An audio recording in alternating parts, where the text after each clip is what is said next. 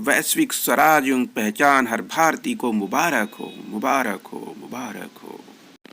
उठो भारतीयों, जागो भारतीयों, न तुम हिंदुस्तानी न तुम इंडियंस हो, तुम सिर्फ भारत की गरिमा हो, भारत की शान हो। जय भारत, जय गीता की आन मान हो। आओ नया भारत बनाएं, भारतीय बहुजन स्वराज के संस्थापक बने, भारतीय स्वराज संस्थापित करें। हिंदुस्तान और इंडिया की बात करने वाले सब भारत के राष्ट्रद्रोही, देशद्रोही हैं। ऐसे देशद्रोहियों को बहिष्कार करना होगा, उनका सम्मान बिल्कुल भी नहीं भारत की दहलीज में। जय भारत, जय गीता, जय संविधान।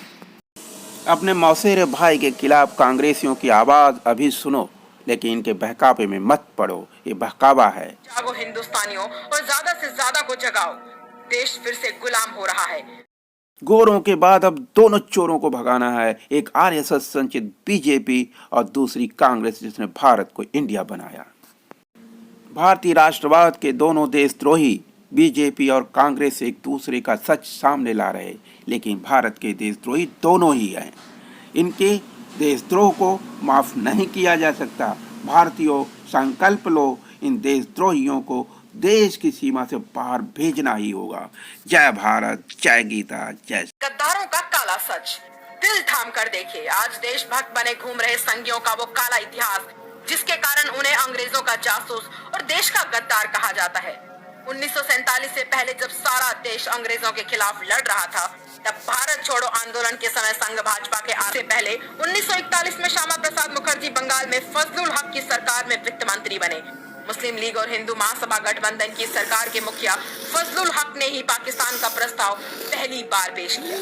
ये वो दौर था जब गांधी, नेहरू, पटेल और आजाद जैसे नेता जेल में थे। इस दौरान जिन्ना और सावरकर ने मिलकर भारत छोड़ो आंदोलन का विरोध किया। गोरों के बाद अब चोरों को भगाओ। Governor sir John Arthur Herbert से कहा कि कांग्रेस की अगुवाई में चलने वाले इस आंदोलन को सख्ती से कुचला जाना चाहिए। 13 मार्च 1943 को सिंध असेंबली में पाकिस्तान का प्रस्ताव पारित हुआ। उस वक्त हिदायतुल्लाह की मुस्लिम लीग सरकार में आरएसएस हिंदू महासभा के 3 मंत्री थे, किसी ने भी इस्तीफा नहीं। ये जो आवाज आपने सुनी, ये कांग्रेसियों की आवाज जो अपने मौसेरे भाई जिसे 75 वर्षों से पाल रहे थे।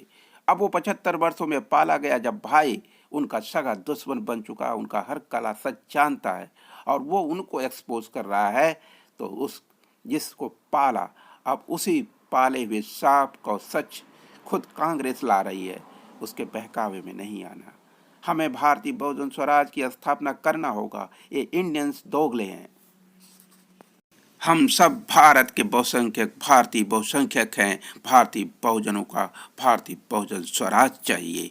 भारतीय बहुजन स्वराज का एक वैश्विक पहचान चाहिए, वैश्विक अधिकार चाहिए। ना इंडिया चाहिए, ना हिंदुस्तान चाहिए, हमें भारत की अस्मिता चाहिए, भारत माता का सम्मान वापस चाहिए।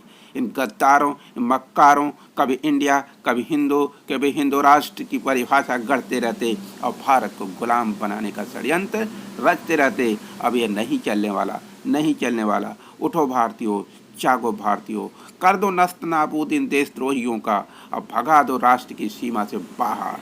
जय भारत, जय गीता, जय संविधान। महासभा और अकाली दल के साथ मिलकर मुस्लिम लीग ने गठबंधन सरकार बनाई। सरदार औरंगजेब के नेतृत्व वाली इस सरकार में आरएसएस नेता मेहर चंद खन्ना मंत्री बने। तो देखा आपने, गद्दारी और जासूसी आरएसएस और भाजपा के डीएनए में है। जागो